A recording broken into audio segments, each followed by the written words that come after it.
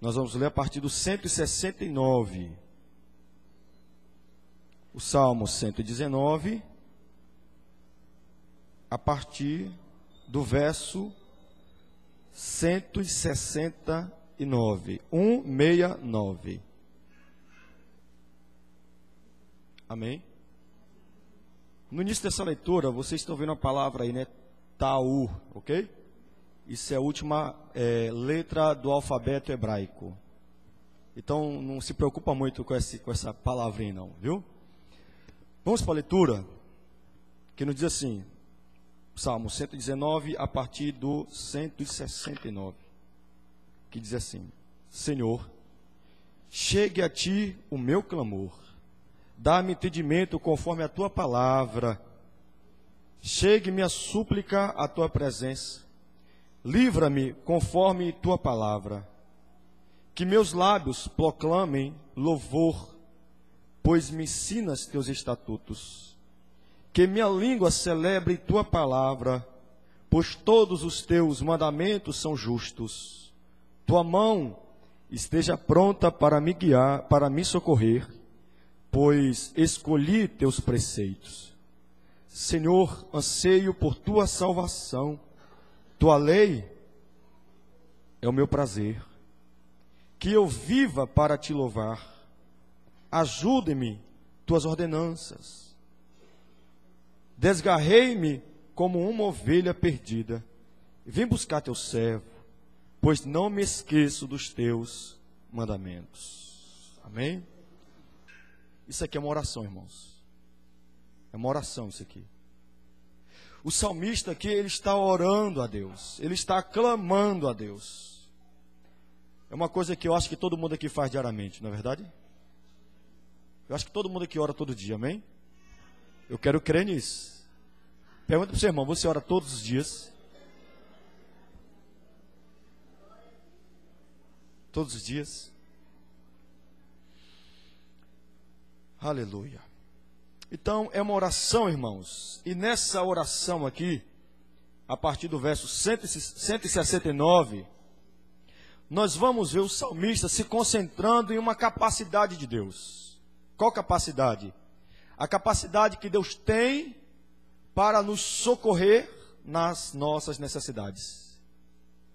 Ele vai se concentrar nessa capacidade poderosa, magnífica, que Deus tem de nos ajudar nesse momento que a gente mais precisa da nossa vida. A Bíblia deixa bem claro para nós no Salmo 46, que Deus é um Deus presente. Vamos ler o Salmo 46? Deus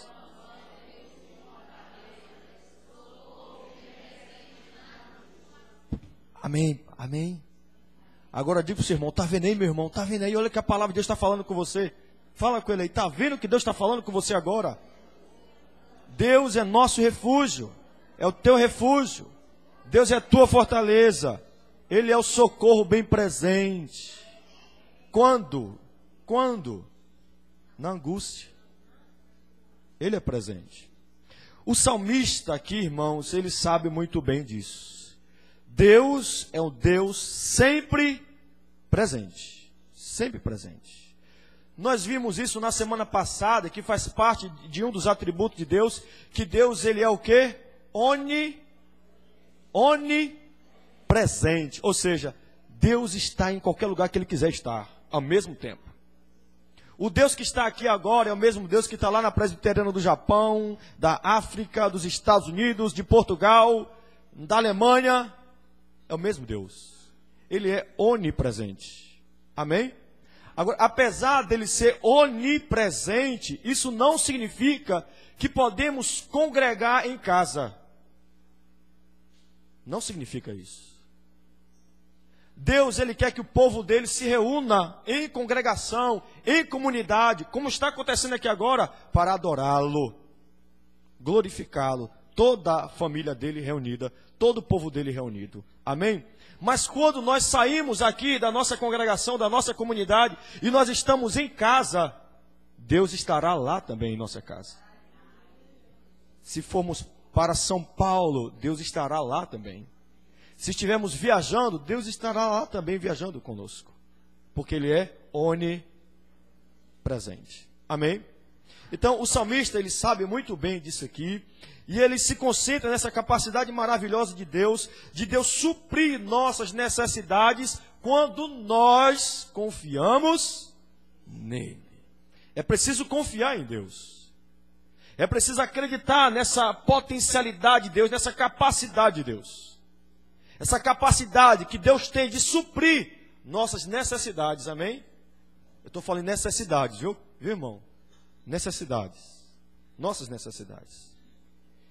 E o salmista, quando ele mostra isso, que ele crê que Deus, ele tem essa capacidade maravilhosa aqui, então ele vai fazer alguns pedidos para Deus. E eu creio que todo mundo aqui, eu acho que faz esse tipo de pedido que o salmista fez. E eu gostaria de mencionar esses pedidos aqui que o salmista fez, para que nós possamos continuar fazendo também esses mesmos pedidos. Amém? O salmista, ele vai mostrar aqui, do versículo 169 até o versículo 172, que ele precisa de algo de Deus, algo que só Deus tem. Ele vai demonstrar aqui, a partir do salmo, do verso 169 até o verso 172, que ele precisa algo de Deus. E o que ele quer de Deus aqui? Ele vai abrir a boca dele, se a gente for pegar o salmo 169, o verso 169, o 170, o 171 e o 172, e nós formos sintetizar todos esses versículos aqui, todos esses versículos vai se resumir em um pedido.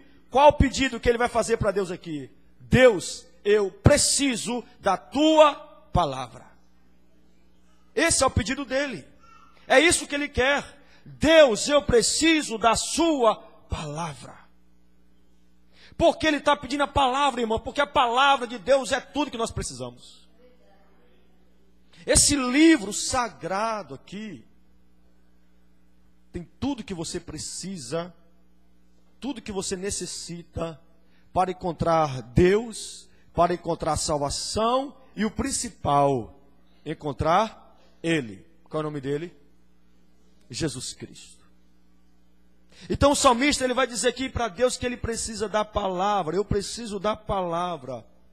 Irmãos, eu não sei se isso já aconteceu com você. Já aconteceu várias vezes comigo. E eu sei que eu vou passar o resto da minha vida sentindo isso, vivendo isso, experimentando isso. Experimentando o quê? Chegar na igreja destruído, com a alma toda machucada, toda magoada, a alma toda enferma, toda doente, e no momento da palavra de Deus, amém? Não estou falando palavra de um homem, estou falando a palavra de Deus. No momento que a palavra de Deus é pregada, é anunciada, irmãos, e nós cremos nessa palavra, e nós estamos ouvindo essa palavra, acreditando nela, confiando nela, depositando a nossa fé nela quem na palavra, a palavra nos restaura, irmãos. Interessante que até mesmo naqueles momentos mais difíceis da nossa vida, a palavra vem e nos consola, a palavra vem e nos fortalece. A palavra, irmãos, a palavra de Deus, eu estou falando a palavra de Deus. Infelizmente, aquele cantor Thales Roberto, ele foi infeliz no comentário dele aí, tá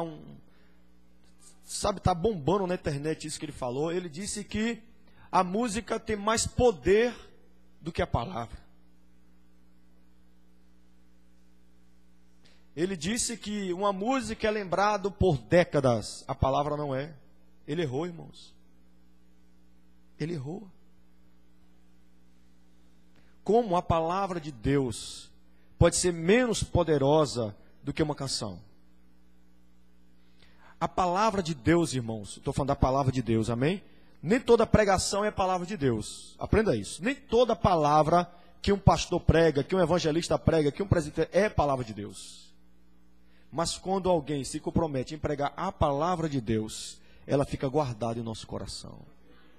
E eu quero ver quem é que tira essa palavra de nós. Ninguém pode tirar, irmão. Sabe por quê? Porque essa palavra de Deus, ela vai onde ninguém pode ir. Ela alcança onde ninguém consegue alcançar. A palavra de Deus tem poder, irmãos. Não é a minha palavra, não é o meu grito. Eu não preciso gritar para uma palavra ser poderosa. Eu só preciso ler e explicar a palavra de Deus. E o salmista aqui, ele sabe que a palavra tem esse poder.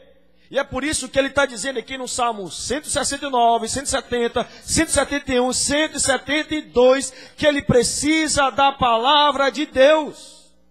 Olha o que ele diz aqui no verso 169.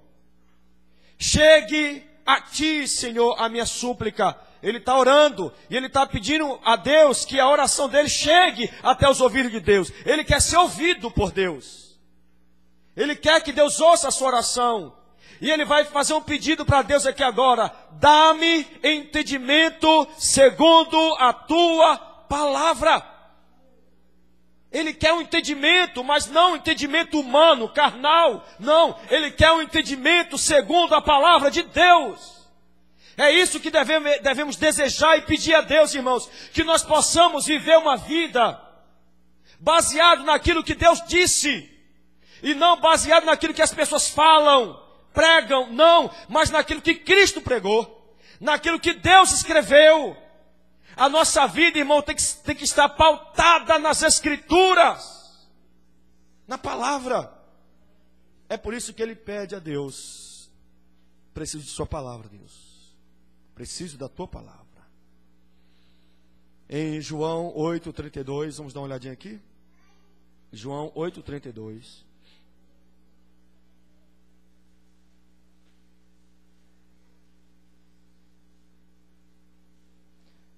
Evangelho de João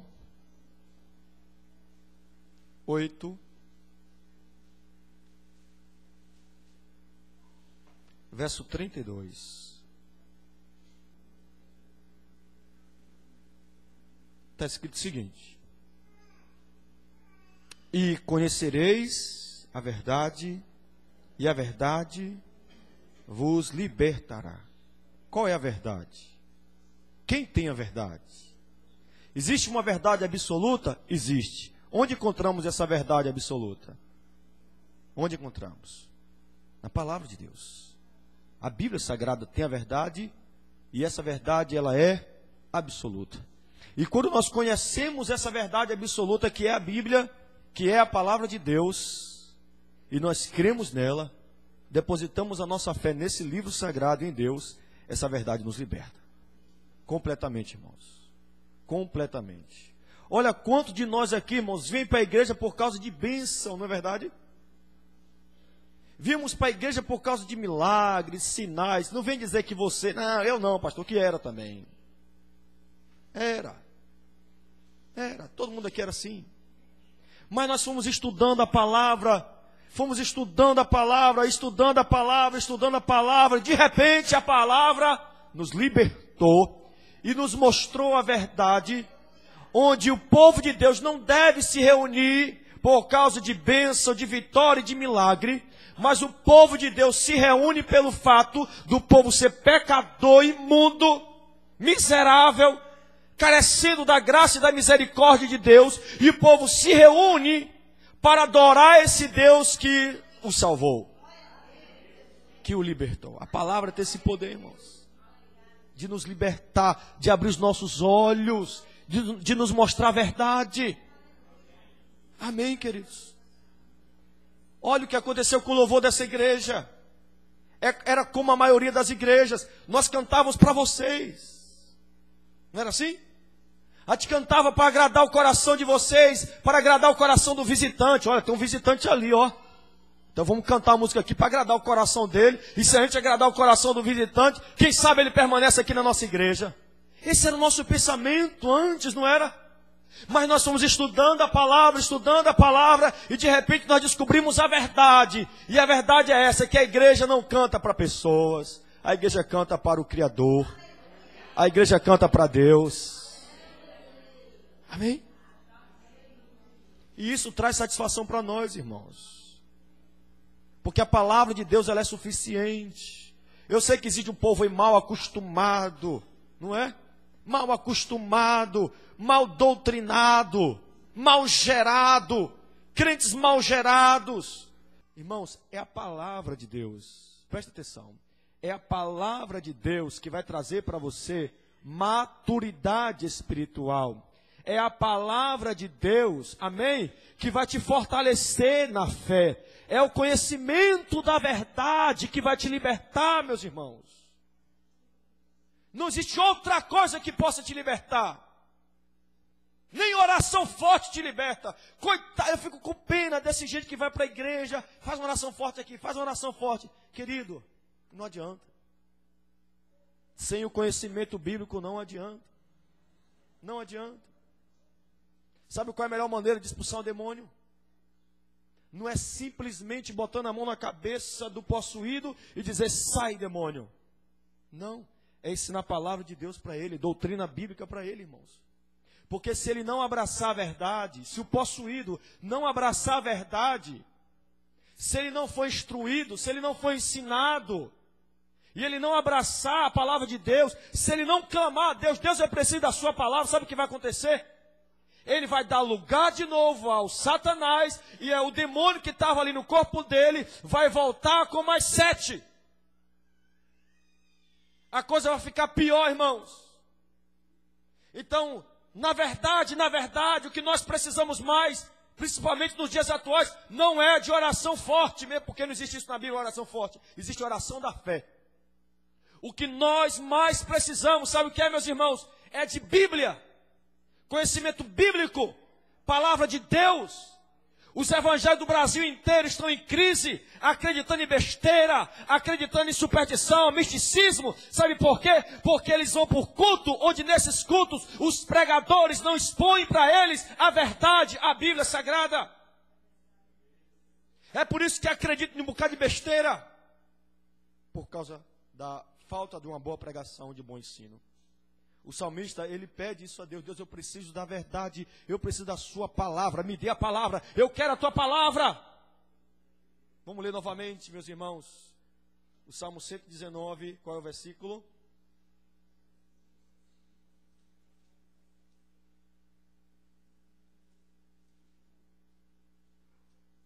(169) Dai-me entendimento segundo a tua palavra. Amém? Eu quero entendimento, Deus. Mas eu quero entendimento segundo a tua palavra. Segundo a tua palavra. Amém? E no Evangelho de João 8:32, nós vemos aqui a palavra de Deus dizendo que a verdade é que nos liberta. Aleluia. Glória a Deus. O segundo pedido do salmista aqui está no versículo 173. O verso 173 diz assim: venha a tua mão socorrer-me, pois escolhi os teus preceitos. Preceitos é a palavra de Deus também. Ele está dizendo, olha Deus, eu escolhi a tua palavra, eu quero a sua palavra, eu preciso da sua palavra. E agora que eu quero a sua palavra, eu também preciso, sabe de quê, Deus? Da sua mão. Eu preciso da sua mão, Deus. Eu preciso da sua ajuda, irmãos. É um equívoco nosso acreditar que Deus tem mão, como a nossa. Deus é espírito. E Ele não tem um corpo como o nosso. Não tem. É claro que Deus vai se utilizar de coisas que nós já conhecemos para nós nos relacionarmos com Ele. Mas Ele não tem mão como a nossa mão. Ele é uma coisa transcendente. E isso é um atributo de Deus que nós pregamos na semana passada, né? Deus é onipresente, onisciente e o que mais? Onipotente e transcendente. Deus é um ser que, na verdade, não há ninguém que sabe realmente como Deus é. Deus é uma coisa tão transcendente, mas tão transcendente que os 4 anjos que estão ali diante do altar dele não olham para ele em momento algum. Ninguém ousa olhar para Deus. São os únicos anjos que têm asas, só são esses. Não tem outro anjo que tem asa. Só são esses 4 que tem. Tem 6 asas. 2 cobrem os pés, não é? Para mostrar que aquele chão ali é santo. 2 eles voam para mostrar que aquele ambiente é santo demais. E 2 cobrem os olhos, porque eles não podem ver aquele que está sentado naquele trono. Não podem. Não podem. A Bíblia deixa bem claro que se o homem vê Deus, ele morre, vira pó, fulmina, desaparece. Porque Deus é o ser mais glorioso, mais santo, mais perfeito que existe em todo o universo. E nós, meros comedores de feijão, não tem como compreender essa magnitude que Deus é. Não tem como. Mas Deus sabe muito bem quando nós estamos clamando a Ele, pedindo que a mão dEle venha até nós e nos alcance. Tanto Esdras, que escreveu esse salmo aqui, quanto Davi, você sabia que eles oravam com os olhos abertos? Davi, quando ia para a batalha, ele orava, olhava para o inimigo estava vindo ao encontro de Davi, ele de olho aberto, ele orava, e ele falava sempre assim com Deus: Deus, da mesma forma que os meus inimigos estão vindo ao meu encontro, que a tua mão venha ao meu encontro e me livre da mão desse inimigo. De olho aberto, olhando para o inimigo e orando a Deus. Esdras fazia a mesma coisa também, reconstruindo o templo, olhos abertos e orando a Deus. Orando a Deus, pedindo que a mão de Deus viesse e socorresse ele, aleluia. Irmão, nós precisamos dessa mão, sabe quando? Sabe quando é que nós precisamos dessa mão? O tempo todo. O tempo todo nós precisamos dela. O tempo todo, irmãos. Irmãos, imagine bem, nós temos um inimigo mortal, que é Satanás. Satanás. E ele tem os seus comparsas, que são os anjos caídos. Você sabe que a cada 3 anjos que existia no céu, um ficou do lado de Satanás. Então é uma quantidade enorme de demônios que estão a serviço de Satanás. E eles querem acabar com a tua vida, meu querido. Eles querem lhe destruir, quer acabar com você. Você pensa que Satanás quer o quê? Botar uma enfermidadezinha, é? Uma doencinha aí. Você acha que esse é o plano dele? Que nada. Ele quer matar você, acabar com você, destruir sua vida, destruir seu casamento, destruir tudo que você tem. Você está vestido? Sabe por que você está vestido? Porque a mão de Deus está sobre você. Você sabe por que você saiu da sua casa e veio até aqui essa igreja hoje? Porque a mão de Deus está sobre você. Sabe por que você está olhando? Sabe por que você está aqui nessa igreja, aqui respirando? Sabe por quê? Porque a mão de Deus está sobre você. Se Deus não estendesse a mão sobre cada um de nós aqui, ninguém aqui existia. Ninguém. A Bíblia deixa bem claro para nós que se Deus deixasse esse planeta na mão dos homens, esse planeta inteiro já tinha se acabado. Não existia mais. Não existia mais. A Bíblia fala também que Deus teve de abreviar os anos, abreviar os tempos, porque se ele alongasse mais um pouco, os próprios homens acabariam com esse planeta. O salmista, ele sabe disso aqui, por isso que ele clama, por isso que ele pede em oração: Deus, eu preciso da tua mão, porque sem ela eu estou perdido. O próprio Jesus, o nosso mestre, o nosso rei, aquele que nós curvamos, né, diante dele, aquele que nós adoramos, aquele que nós devemos a nossa vida para ele, ele disse para nós: sem mim vocês não podem fazer nada, sem mim vocês são nada, nada, nada. Já foi cantado e dito aqui nessa noite: somos pó, pó. Mas se a mão de Deus estiver sobre nós, irmãos, nós nos tornamos alguma coisa, e não é qualquer coisa não, nós nos tornamos filhos de Deus, aleluia. Filhos de Deus. Então ele clama aqui, aleluia: preciso da tua mão, Deus. Preciso da sua mão. Jesus, ele vai falar isso aqui, irmãos, no Evangelho de João, no capítulo 10, no versículo 28. É um texto maravilhoso, viu? Quando eu olho para o que é essa vida e o que é esse mundo, e depois eu me deparo com um texto como esse que nós vamos ler aqui agora, eu me alegro. Eu me alegro. E eu gostaria que você se alegrasse também. Evangelho de João, capítulo 10, a partir do versículo 28.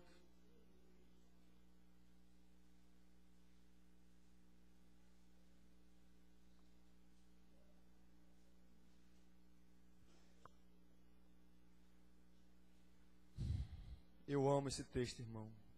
Amo demais, viu? Olha, Maria, olha o que está escrito aqui, viu, Maria? Aquilo que meu Pai me deu é maior do que tudo. E da mão do Pai ninguém pode arrebatar. Eu e o Pai somos um. Eu e o Pai somos um. Irmãos, você sabe de quem Jesus está falando aqui? Você sabe de quem Jesus está falando? Dá uma olhada para o seu irmão aí, ó. É dele que Jesus está falando aqui. Olha, irmãos, a Bíblia diz que nós somos os despojos de Cristo. Despojo de Cristo, é isso que nós somos. O que é despojo? Deixa eu explicar para você. Quando uma nação entra em guerra com outra nação e vence a outra nação, tudo aquilo que a nação derrotada tem, eles pegam como despojo e levam para eles. Se eles matavam o exército, eles saiam vasculhando o exército ali, ver se tinha ouro, tesouro, prata, diamante, pegava e levava como despojo. Entendeu? A Bíblia deixa para nós que Cristo entrou em batalha contra o pecado e Satanás, e Cristo na cruz deu um golpe só no diabo e no pecado, e venceu a morte e venceu Satanás, e tomou o despojo para ele. O que significa? Isso significa que antes de você se converter a Cristo, você pertencia a Satanás. Eu sei que isso é meio forte, mas é verdade, meu querido. Você e eu, nós pertencemos ao diabo. Mas quando Cristo sobe na cruz, daquele golpe, qual golpe? A sua morte e ressurreição. Cristo morre e ressuscita. Ele está dando um golpe ali no diabo e no pecado. E ele está agora tomando aquilo que pertencia ao diabo para ele. Cristo tomou quem das mãos de Satanás para ele? Eu e você. Eu e você. Somos dele agora. Eu sou de Cristo. Irmão, me desculpa falar isso, mas vamos falar isso com orgulho, né? Pelo menos isso, né? Pelo menos isso. Bater assim no peito e dizer assim, ó, eu pertenço a Cristo. Isso é maravilhoso, irmão. Sabe por que isso é maravilhoso? Porque a Bíblia vai deixar bem claro para nós que agora que nós somos propriedade dele, ele vai cuidar da gente. Ele cuida da gente. Ele nos preserva. Porque o texto está dizendo o seguinte: aquilo que meu Pai me deu é maior do que tudo, e da mão do Pai ninguém pode arrebatar. Ninguém. Uma vez na mão de Deus, querido, ninguém tira de lá. Ninguém tira. Quem é capaz de tirar alguma coisa da mão de Deus? Quem? Agindo Deus, querido, a Bíblia diz, quem impedirá? E Deus agiu ou não agiu na sua vida? Ele salvou ou não te salvou? Ele te socorreu ou não te socorreu? Ele não fez você nascer de novo ou não fez, querido? Então, glória a Deus, estamos na mão dele. Quantas vezes você quis desistir? Quantas vezes? Oh, não vai dar não, vou para o mundo de novo. Estou tão desanimado. Eu não suporto mais, estou sofrendo. E você está aqui até hoje, servindo a Deus. Sabe por quê? Porque ninguém pode arrebatar você da mão de Deus. Porque a mão de Deus está sobre você. Mas quando você sentir fraqueza na alma, você sentir que você está fraco, que você não está aguentando mais, que as tentações estão tentando lhe dominar, que a coisa está virando, está fervendo dentro de você, e que você está prestes a cair, sabe o que você faz? Faz o que o salmista fez. Senhor, eu preciso da tua mão. Preciso da sua mão, Deus. Preciso da sua mão. Eu passo por isso sempre, querido. Sempre. Sempre tenho que falar com Deus. Deus, me dá sua mão. Aquele hino antigo, né? Se as lutas desta vida quiserem te afogar, segura na mão de Deus e vá. Tá errado, irmão, tá errado. Tá errado. Não tem como você segurar na mão de Deus, não tem não. É Deus que tem que segurar na tua mão. Está entendendo? É Deus. O salmista sabe disso. O salmista, por acaso, ele está dizendo aqui, Deus, eu vou segurar na sua mão? Não, não, não. Ele está dizendo, Deus, preciso da tua mão, me dá ela. Você está entendendo, querido? Lembra de Pedro? Pedro, quando desce do barco, anda sobre as águas, ele olha para o vento, meu Deus, que vento, que tempestade, que luta, que batalha, que problema. Ele olha para debaixo do pé dele é água e ele fica desesperado, ele afunda. Quando ele afunda, irmãos, o que ele faz? Preciso da tua mão, preciso, me socorre, me socorre. Cristo veio e estendeu a mão dele, pegou Pedro pela mão, puxou, o colocou em segurança e levou de novo para o barco. Isso é evangelho puro, meus irmãos. É evangelho puro. Puro, puro, puro. Porque a maioria de vocês aqui também estavam assim. Mas clamamos por salvação, amém? Jesus me salva, Jesus. Jesus me salva. Jesus veio e lhe salvou. E colocou você no barco, que é essa igreja aqui. E vai te levar em segurança para a terra. Sabe qual terra é? O céu. Nova Jerusalém. Mas para chegarmos até lá, queridos, vamos passar por muita luta, muitos ventos, muitas tempestades. E nelas teremos que clamar, teremos que pedir a Deus. Deus, eu preciso da tua mão, Deus. Preciso da tua mão. Me ajuda. E Deus vai te ajudar. Amém? Deus vai te ajudar. No Salmo 170, no versículo 174, ele vai pedir outra coisa para Deus.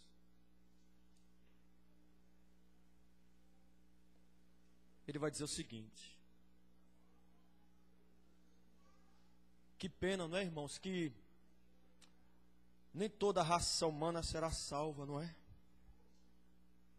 Sabe por que a maioria da raça humana será perdida no inferno? Irão para o inferno? Sabe por quê? Porque eles não pedem isso aqui, ó. Salmos, o verso 174, a parte A. Suspiro, Senhor, por tua salvação. Irmão, no dia que um pecador clamar a Deus, Deus, me salva, Deus salva, irmão. O problema, sabe o que é? Deixa eu falar aqui qual é o problema. O problema é que a maioria dos pecadores, eles não clamam por salvação, eles clamam por cura. Eles clamam por milagres. Eles clamam por vitórias. Eles não querem compromisso sério com Deus, não. Eles querem apenas a bênção de Deus. Mas no dia que um pecador fala assim, Deus, eu sou um pecador, e a minha condenação será o inferno se o Senhor não me salvar. Me salva, Deus. Ah, meu irmão, Deus vem e salva. Deus vem e salva. No dia que o pecador clamar, Deus, eu preciso de salvação, como o salmista aqui está clamando, eu preciso de salvação. Eu quero é salvação. Ele terá salvação. Porque a Bíblia diz que a oração que é respondida é a oração que é feita segundo a vontade de Deus. E é da vontade de Deus salvar. É da vontade de Deus salvar. Então, quando alguém faz uma oração como essa, Deus, me salva. Eu estou perdido. Olha o que eu estou fazendo com a minha vida, Deus. Olha para os meus hábitos. Olha os lugares onde eu ando. Olha as coisas que eu faço. Olha as coisas que eu pratico, Deus. Não há salvação para mim. Vivendo uma vida dessa, não há. Deus, eu não consigo largar esse hábito, esse vício. Eu não consigo largar isso. Eu não consigo deixar de ser essa pessoa. Eu não consigo deixar de te desobedecer. Eu não consigo, Deus. E eu sei que se eu continuar vivendo nessa vida, eu sei que se eu continuar vivendo desse jeito, o meu fim será o inferno, Deus. Então me salva, Deus. Me salva. Ah, irmão, se prepare, viu? Porque Deus vai fazer uma revolução na sua vida. Coisas começarão a acontecer. Por que isso, irmão? Porque quando nós clamamos por salvação, Deus salva. Ele salva. Ele salva. Abre a boca e começa a clamar para tu ver. Começa a orar. Pode ficar pedindo bênção, vitória, milagre. Você morre e vai para o inferno com bênção, vitória e milagre, querido. O bom é morrer salvo. O bom não é morrer rico, não, irmãos. O bom não é morrer com saúde, não. O bom é morrer com Cristo. Isso que é bom. Irmãos, não vale a pena. Você está entendendo? O que vale a pena, amém? É você pegar a sua boca maravilhosa que Deus te deu, que Deus criou, que Deus fez, e você chegar nessa noite e clamar: Deus, me salva, Deus. Me salva. Eu não quero uma vida boa, próspera. Eu não estou querendo isso agora não, Deus. Primeiro eu quero a minha salvação, Deus. É isso que eu quero. Que clamemos nessa noite por salvação. Amém, queridos? Clamemos nessa noite. Cristo, Ele vai voltar. Vai. Com certeza. Jesus vai voltar. Será uma surpresa para muita gente. Muita gente. Muita gente.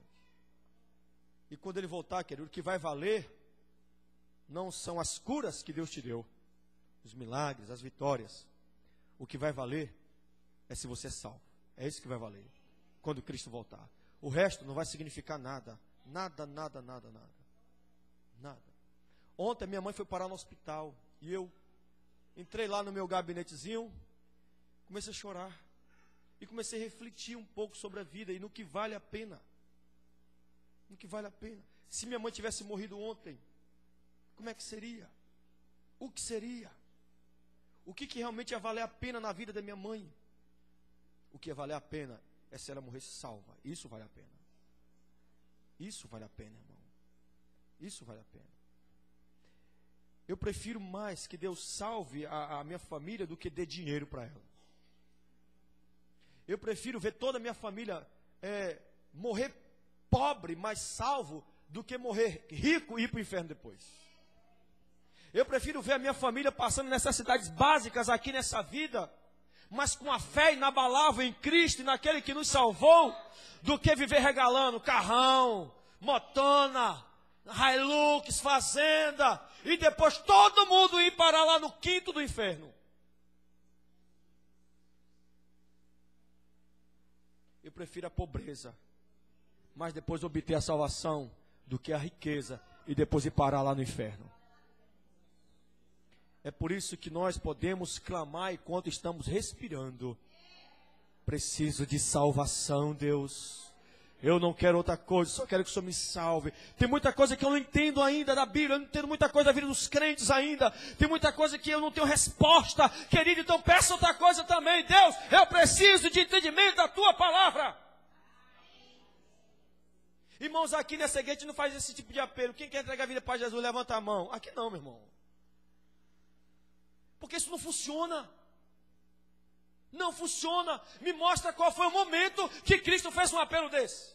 Quem quer me seguir, levanta a mão. Cristo nunca fez um apelo, queridos. Nunca fez um apelo. Esse negócio de apelo, isso começou a existir no século passado, através de um pastor presbiteriano, Charles Finney. Foi ele que criou esse negócio de apelo. E depois ele saiu da presbiteriana, porque deixou de crer nas nossas doutrinas. E ele colocou isso, apelo. E aí a igreja moderna, contemporânea, copiou isso. Mas na verdade, o que nós precisamos fazer, sabe o que é? É vir ao lugar onde a palavra de Deus é pregada, e o momento que a gente vem uma vez, e nós ouvimos a palavra vai libertando a gente. E a gente vem outra vez, e a palavra vai libertando. A gente vem outra vez, e a palavra vai libertando. Quando a gente vai ver, irmão, a gente é de Cristo. Já estamos seguindo a Ele, aleluia. Era isso que acontecia na época de Cristo. As pessoas começavam a seguir Jesus. E começavam a seguir Jesus, começavam a seguir Jesus. E no momento, irmãos, não tinha como voltar mais, já era de Cristo. A prostituta nunca levantou a mão, eu entrego minha vida para tu, Jesus. Não, ela seguiu Jesus. Onde Jesus Cristo estava, lá estava aquela mulher. Temos que seguir a Ele, queridos. E nós podemos seguir a Ele dessas três maneiras aqui. Preciso da sua palavra, Deus. Preciso da tua mão. E preciso de salvação. Preciso de salvação. E por último, ele vai dizer o seguinte, no verso 175. Viva a minha alma para louvar-te. Ajude-me. Ajude-me, Deus. Me ajuda. Me ajuda, Deus. Alguém já fez esse pedido para Deus aqui? Deus, me ajuda. Me ajuda, Deus. Me ajuda, eu quero te servir, Deus. É porque nós somos muito egoístas, irmãos, e muito materialistas. Esse é o nosso problema. O nosso problema é o materialismo. O nosso problema é que nós pensamos, né? Que nós somos eternos e vamos passar o resto da vida aqui nesse planeta. É tolice, querido, você vai morrer. Você, talvez nesse momento agora, talvez você está jovem, cheio de vida, cheio de vigor e tal, não sei o que, não sei o que, não sei o que. Você acha que você é imortal aqui nesse mundo, só que você não é imortal. Você vai morrer. A eternidade virá, ou para a salvação, ou para a condenação. Ela virá. E nós temos que viver essa vida aqui na terra, sabe como, querido? Servindo ao Salvador, Jesus Cristo. E eu não quero te iludir, não. Não vou mentir para você, não. Vida cristã é uma vida cheia de luta, cheia de dor, cheia de sofrimento, cheia de dificuldade, meu querido. É difícil ser crente. Não é fácil. Não é fácil lutar contra a carne. Não é fácil lutar contra o mundo. Não é fácil lutar contra Satanás. Não é fácil. É por isso que diariamente precisamos fazer oração como essa. Preciso da tua ajuda, Deus.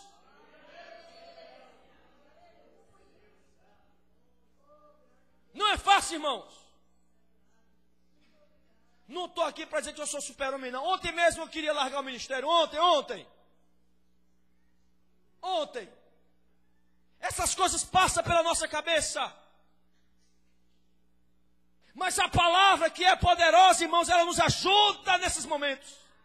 Ela nos renova, você está entendendo? Se clamarmos a Deus por ajuda, Ele nos ajuda. Você vai largar o ministério coisa nenhuma, rapaz. Deixa eu pegar o meu espírito aqui. Aleluia. Não é, Zezé? Não é assim? Deus ajuda ou não ajuda, irmãos? Clama a Ele, querido. Clame a Ele. Clame a Ele. Deus, eu não estou conseguindo viver em santidade, Deus. Eu preciso viver em santidade. Me ajuda, Deus. Quero te dizer uma coisa, querido. Clame a Deus. Ore a Deus. Deus, eu preciso da tua palavra. Eu preciso de tua mão. Eu preciso de tua salvação. E eu preciso também de sua ajuda. Porque sem isso, querido, você não vai conseguir não, viu? Não vai. Não vai. Se você não orar a Deus, pedindo essas coisas, você não vai conseguir servir a Deus. Não consegue.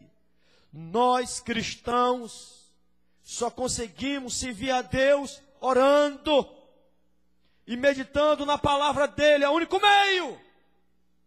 Clamando a Deus. Porque o nosso Deus, irmãos, Ele cuida da gente. Amém? Ele cuida. Ele cuida. Vamos ler novamente João 10, 4. E nós finalizamos aqui por hoje. Bom, olha o que está escrito aqui em Evangelho de João 10, versículo 4. Está escrito assim: depois de fazer sair todas as que lhes pertencem, vai adiante delas, e elas o seguem, porque lhe reconhecem a voz. esse texto está se referindo Cristo como nosso pastor, onde ele vai na frente das ovelhas, conduzindo as ovelhas, cuidando das ovelhas. Ou seja, Cristo está sempre adiante de nós, cuidando de nós. Você crê nisso? Você crê que Deus está cuidando de você? Ó, irmão, é o seguinte, às vezes nós somos tentados a acreditar que não. Que Deus não está cuidando porque a gente está com dívida, doente, não sei o quê, e não sei o quê. Isso não quer dizer nada, querido. Isso não quer dizer nada. Embora você esteja doente, Deus está cuidando de você. Embora você esteja desempregado, Deus também está cuidando de você. De uma maneira que você talvez não entenda e não compreenda, mas Ele está sim cuidando de você, de mim, de todos nós. Se Ele não tivesse cuidando de mim, de você, com certeza a situação da sua vida estaria bem pior. Bem pior. Louvemos a Deus por isso nessa noite. Amém? Clame a Deus, ore a Deus. Deus, eu preciso da sua palavra. Eu preciso da sua mão. Eu preciso da tua salvação. E eu preciso da sua ajuda. Vamos clamar nessa noite? Fiquemos em pé.